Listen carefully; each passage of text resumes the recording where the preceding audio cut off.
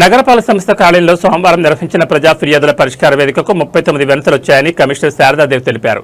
సోమవారం తిరుపతి నగరపాలక సంస్థ కార్యాలయంలో డైలీవర్ కమిషనర్ ప్రజా ఫిర్యాదుల పరిష్కార వేదిక కార్యక్రమాలను నిర్వహించారు. ఈ కార్యక్రమంలో ఫోన్ ద్వారా 16 మంది కార్యాలయానికి నేరుగా వచ్చి 23 మంది వినతులు సమర్పించి తమ సమస్యలు తెలిపారు. కాగా కొర్లగుంట దండు మారియమ్మ గుడి వద్ద మురుగునీటి కాలువ బ్లాక్ అయింది, సరిచేయాలని, ఎస్పీ నగర్లో నూతనంగా కాలువలు నిర్మించాలని, ఇందిరానగర్లో భూగర్భ డ్రైనేజ్ సమస్య పరిష్కరించాలని, ఆటోనగర్లో కాలువలు శుభ్రం చేయించాలని, రామచంద్ర మిషన్ వద్ద హోటల్ వారు వ్యర్థాలు రోడ్లపై వేస్తున్నారు, చర్యలు తీసుకోవాలని, తెలుగు నగర్లోని మసీద్ వద్ద కాలువకు గోడ నిర్మించాలని, నారాయణపురం వద్ద వీధి లైట్ల మరమ్మతు చేయించాలని, తెలుగంగా నీరు సక్రమంగా సరఫరా చేయాలని కోరారు.